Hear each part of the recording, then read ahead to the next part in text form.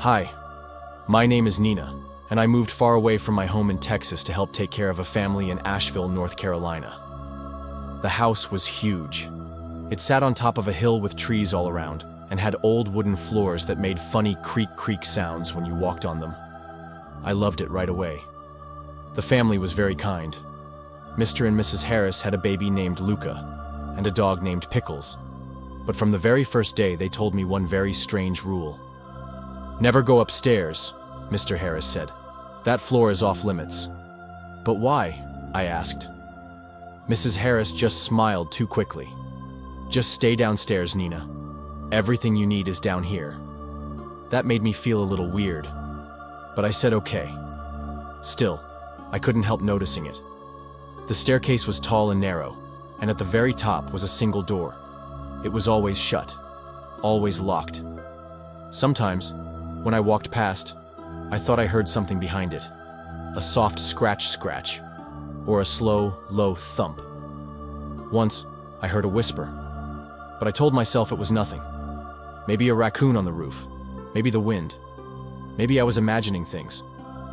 Until one night, I woke up and needed water. The house was dark and everyone was asleep. I tiptoed to the kitchen and I heard something. Creak. Creak. Someone was walking upstairs. Then I saw him. Mr. Harris. He didn't see me. He was at the base of the stairs holding a big white bowl. He looked around, very quiet, and started climbing. Step, step, step. All the way to the top. I watched from the shadows.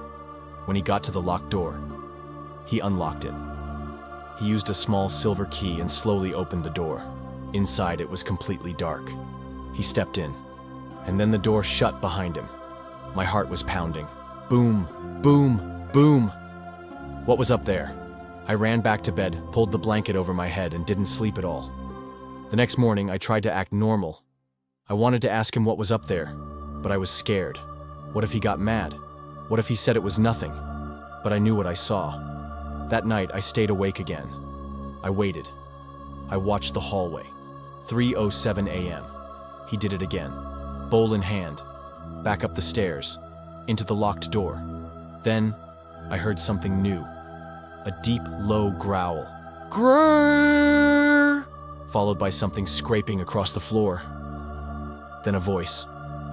A raspy voice that didn't sound human. It said, "I'm still hungry." I covered my mouth so I wouldn't scream.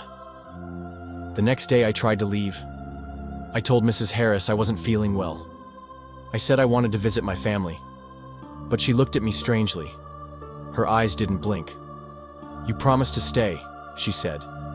"You signed the contract, remember?" I hadn't signed any contract. That night, I made a plan. I waited for Mr. Harris to go upstairs again.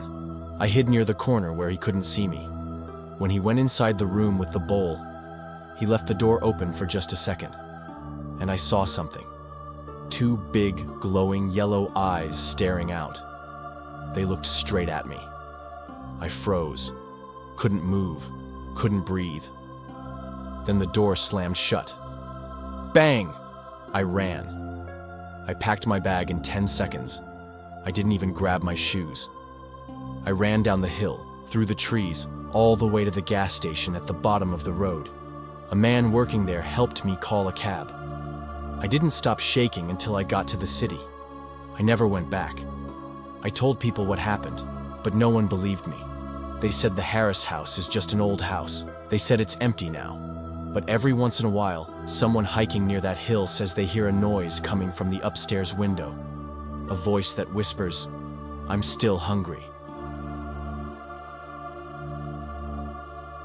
Hi, my name is Maya. I'm 19 years old, and I came all the way from California to help take care of kids in a town called Mystic in Connecticut. It's by the ocean, and the houses are big and old, with creaky stairs and windy windows. I was so happy when I got the job. The family was super nice. Mrs. Jones and Mr. Jones had 2 kids, Ellie and Max, and they were really funny. We played tag, built pillow forts, and baked cookies almost every day. It felt like a dream. But one day, the dream started to feel strange. It all began with a letter. It came in a plain white envelope. No stamps, no return address. Just my name on the front, Maya. But here's the thing. I never told anyone my real name. I was using a fake name for safety, Anna. That's the name I told everyone. Even the Jones family didn't know my real name was Maya. So who wrote the letter? I opened it. Inside was a small piece of paper. It said, "You look just like I remember, Maya." I stared at the paper. My hands started to shake. How did they know my name? How did they know what I looked like? I showed it to Mrs. Jones. She frowned and said, "That's odd. Maybe it's a mistake." But I could tell she was a little scared too. I tried to forget about it. But the next morning, there was another letter.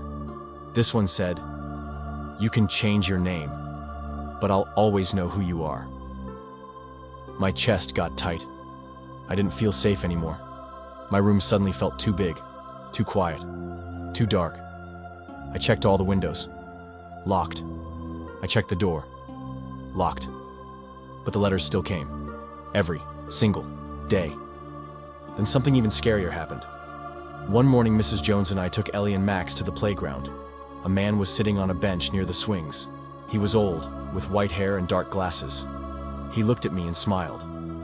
When we were leaving, he waved and said, "It's been a long time, Maya." My heart nearly stopped. I'd never seen him before. I whispered to Mrs. Jones, "Who is that?" She said, "Oh, that's Mr. Benton. He lives down the road. He's lived here his whole life." That night I asked her, "Did you tell him my name?" She shook her head. "Of course not. We call you Anna. That's all anyone here knows." Then why did he say my real name? That night, I couldn't sleep. I heard creaking in the hallway. I turned on the light. No one was there. Then I looked at my window. Something was tapping on the glass. I slowly walked over and saw a tiny piece of paper taped to the outside. It said, "Look behind you." I screamed. I spun around, but no one was there. I ran to Mrs. Jones's room crying. "Someone's watching me," she called the police. They searched the yard but found nothing. No footprints, no fingerprints, no tape, not even the note. They said maybe it was a prank, maybe the wind, maybe I was tired. But I knew. Someone was watching, someone who knew my name. The next day I stayed inside. I didn't even play with Max and Ellie. I just sat on my bed, holding my pillow, staring at the door. Then I heard the mail slot open downstairs. Clink. A letter dropped to the floor. I tiptoed down the stairs. My hands were sweaty. My legs were wobbly. I picked up the envelope. It said, "Why did you leave me, Maya?" Tears filled my eyes. I had never lived in Connecticut before. Never met anyone named Benton. Never told anyone my name. But someone, somewhere, knew me. That night, I packed my suitcase. Mrs. Jones said, "Are you sure?" I nodded. "I have to go." I left the very next morning. I took a train, then a bus, then another train, all the way back to California. The letters stopped. The tapping stopped. But sometimes, late at night, I wake up and check my window, just in case there's a note. Because somewhere out there, he still knows my name. Hi, my name is Annie. I'm 17, and I love little kids. Ever since I was super tiny, I dreamed of taking care of children. I wanted to live far away too, in a new place, where I could start my grown-up life. So one day, I decided to be a helper, a special kind of nanny called an au pair. That means you live with a family, help with their kids, and they take care of you too. I'm from Minnesota, but I found a nice lady online who said she needed help with her 2 kids in Savannah, Georgia. Her name was Miss Linda, and she seemed so nice on video calls. She even called me sweet girl and darling, like I was part of her family already. She told me her husband was always away for work, and she just needed someone to help out with her little boy and girl. I asked to see the kids on the call, but Miss Linda always had an excuse. "They're at school," she'd say, or "they're playing with friends." That felt a little weird, but she promised I'd meet them right away when I got there. So I packed my clothes, said goodbye to my mom, and flew to Savannah all by myself. But when I landed at the airport, Miss Linda wasn't there. Instead, I got a message on my phone. "Sorry, traffic is bad. My cousin will pick you up. She's waiting by the side door. Just go to her." That didn't feel right. I had a weird feeling in my tummy. I walked to the side door slowly. A car pulled up, and a woman hopped out. She had blonde hair and a super big smile. "I'm Miss Linda's cousin," she said. "Get in, sweetie. Let's go meet the kids." I looked at her, and then at my phone. I tried calling Miss Linda, but it went straight to voicemail. No ringing, just silence. "I want to talk to her first," I told the cousin.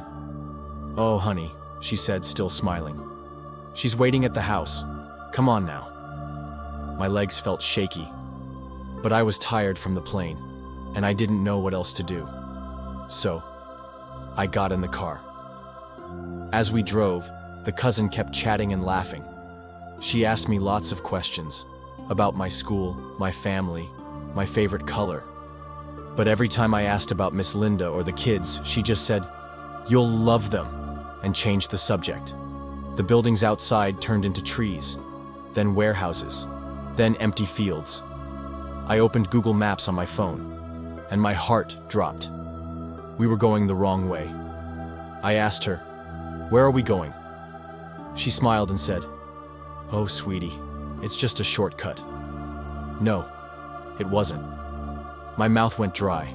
I could barely breathe. I was starting to cry. "Take me back to the airport," I shouted. She didn't answer. "I'm calling the police," I screamed. Still nothing. She just kept driving. Then, the car started to slow down. I didn't wait. I kicked open the door and jumped out onto the road. She didn't drive away. She just stared at me like I was the crazy one. I called my mom right away. "Get somewhere safe," she said. "Don't go back to that car." The woman in the car was on the phone now, too. She was speaking really fast in a language I didn't understand. It wasn't English. It wasn't Spanish. It was something I'd never heard before. I was so scared. Then, the woman stepped out of the car. She took one step toward me. "Stop!"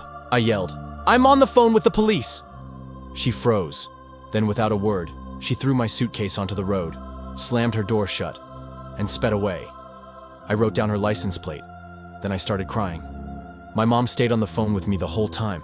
I had a friend in Savannah, thank goodness. And I found a ride to their house. They helped me call the real police. Later we found out that Miss Linda wasn't real. The phone number? Fake. The kids' photos? Stolen from the internet. There was no family by that name in Savannah. The police told me something I'll never forget. "Annie, you were almost taken." I still get chills when I think about it. Now I know. If something feels wrong, if something makes your tummy hurt in a scary way, trust it. Get out. I could have been gone. Forever. But I listened to that tiny voice inside me. That voice saved my life.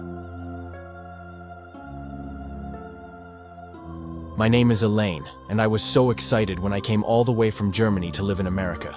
I was going to help take care of kids, and maybe even study how to help them grow up happy. I moved into a big, pretty house in Fort Collins, Colorado, with a super nice family.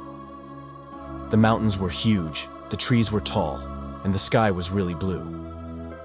At first, everything was perfect. I even made a new best friend named Lucy. We both liked to laugh, eat tacos on Tuesdays, and explore the town together. Every Tuesday, we'd go to a fun place where people danced and laughed. One night, while I was waiting for Lucy to bring us drinks, a boy came over to me. He was very tall and had curly brown hair. He smiled and said, "You're from Germany, right?" I was surprised. Not many people could guess that. He said his name was Jasper, and we talked for a long, long time. He was really nice and knew a lot about Germany. He made me laugh and didn't act silly like other boys. After a while, he asked for my phone number, and I gave it to him. A few days later, Jasper invited me to his apartment for dinner. I thought we'd go to a restaurant, but he was cooking for me. He even let me help make the food. He poured juice into fancy glasses and turned on soft music. It was quiet and calm. That night, I stayed over at his apartment. When I woke up in the morning, I looked around his room. That's when I saw them. The pictures. There were dozens of little black and white photos all over his wall. Mountains, rivers, forests, and small towns. They were all from Germany. Every single one. One photo made my heart stop. It was my village in Germany, the very street near my house. I gasped and told him. Instead of being surprised, he smiled big and said, "What a fun coincidence." That felt weird. From then on, we spent more time together. We went to dinner and played games with Lucy and her friends. Jasper was funny, and he always made sure I was having fun. But slowly, things started to feel strange. One night we were walking home, and Jasper said, "I love German girls. I always wanted to marry one, especially one who works with kids." He stared at me like I was a doll. I laughed a little, but something inside me felt twisty and wrong. Then one day, he took me to a fancy Italian restaurant. He said he picked it because they had lots of vegetarian food. I blinked. I never told him I was vegetarian. "How do you know that?" I asked. He smiled and said, "I saw it in one of your old Instagram posts." That night, I sat in bed thinking. That post was from years ago. You'd have to scroll and scroll and scroll to find it. Something didn't feel right. So the next time I stayed at Jasper's apartment and he was asleep, I did something I never thought I'd do. I opened his phone. He wasn't careful with his password, so I remembered it. And what I saw made me feel like screaming. There was a folder called Wife. Inside were pictures and screenshots of my life. My Instagram posts, old captions, tags, photos I didn't even remember posting. Even worse, there was a picture of my driver's license. How did he get that? Then I remembered. My wallet went missing the first week I got to America. He must have found it at that party. Jasper knew everything about me. My name, my village, my birthday, even my host family's town. He had notes about when I went out and who I saw. And there was one long, scary message that said horrible things about what he wanted to do. I wanted to cry. I took my stuff and snuck out of the apartment as quietly as I could. My hands were shaking the whole way home. My tummy hurt. I locked all my social media and blocked him from everything. The next morning, Jasper sent message after message asking why I left. I told him, "If you talk to me again, I'll call the police." And I meant it. For days, I was scared. I stayed inside, only went out with Lucy, and told my host parents everything. I made my Instagram private and only shared stories with close friends. I thought maybe, just maybe, it was over. But now, there's a silver car that parks across the street from our house sometimes. It just sits there, sometimes for hours. New messages started showing up, from fake accounts and strange phone numbers. They all say the same thing. "Can we talk?" "No, we can't. I'm building a case now. I told the grown-ups, and we're going to the police. But some people say they don't always believe girls like me. I hope they believe me. I'm almost ready to go back to Germany. But every time I walk outside, I feel eyes on me. I pray Jasper doesn't find me again, because if he does, I don't know what he'll do." My name is Jane. When I was just a little older than a big kid, I moved far, far away from my tiny home in Nice, France, all the way to a place called Boulder, Colorado in the United States. I was going to live with a new family and help take care of their 2 boys. I thought it would be fun, but it was not. Their house was big, with tall trees, a huge backyard, and a cold, quiet basement. I was excited and nervous. I thought, this place looks so nice. Nothing scary could happen here. But I was wrong. The family's name was the Parkers. They had 2 boys, Lucas, the older one, and Eli, the younger one. Lucas was pretty normal. He liked cartoons and ate peanut butter sandwiches every day. But Eli was different. When I first saw Eli, he just stared at me. Not a nice stare. a long, creepy stare that made my skin feel cold. Then he said in a voice like a whisper, "Are you the new toy?" I laughed a little and said, "No, I'm here to help take care of you." But he didn't laugh. He just smiled. Too wide. From that day, things started to feel strange. The parents told me Eli was a little tricky, but that was not the truth. Eli was mean. Not silly mean like hiding shoes or spilling juice. He lied. He told his teacher that Lucas hit him with a stick. That never happened. He told the neighbor that I locked him in the closet at night. I never did. He once whispered, "The last helper girl disappeared, and no one ever found her." My heart jumped. I tried to tell him to stop, but he looked at me and said with a scary grin, "Don't tell me what to do." I started to feel scared. Really scared. One night I got ready for bed. I pulled back my blanket and I froze. There were sharp silver tacks all over my bed, hundreds of them, waiting for me to lie down. My heart beat fast. Eli had been spying on me earlier, peeking through my door. I thought he was just being nosy, but now I wasn't so sure. I didn't tell the Parkers. I didn't want them to send me back home, so I cleaned up the sharp tacks and tried to forget it. But things got worse. Eli started following me.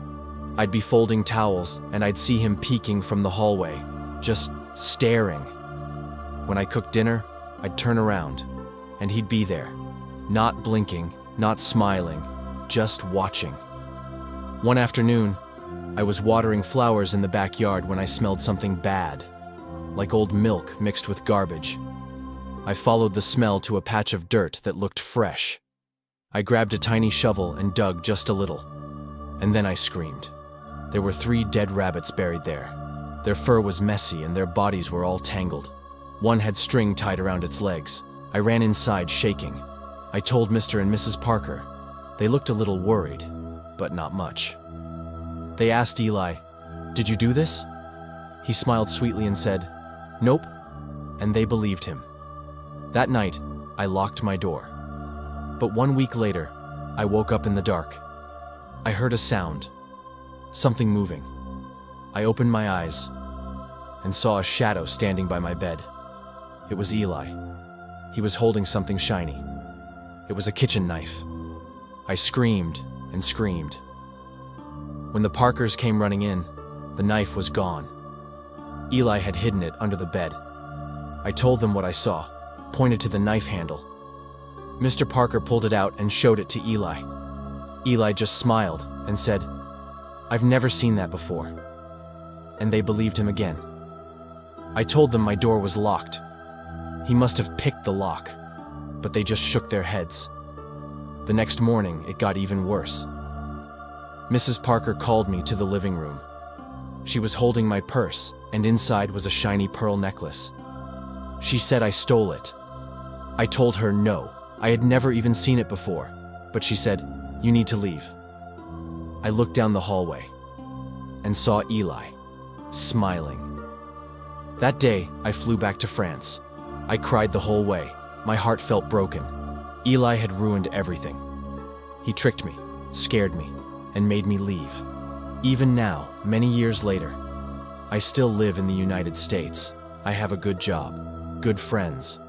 But sometimes, late at night, I think about Eli, and I wonder, what is he doing now? And who is he watching next?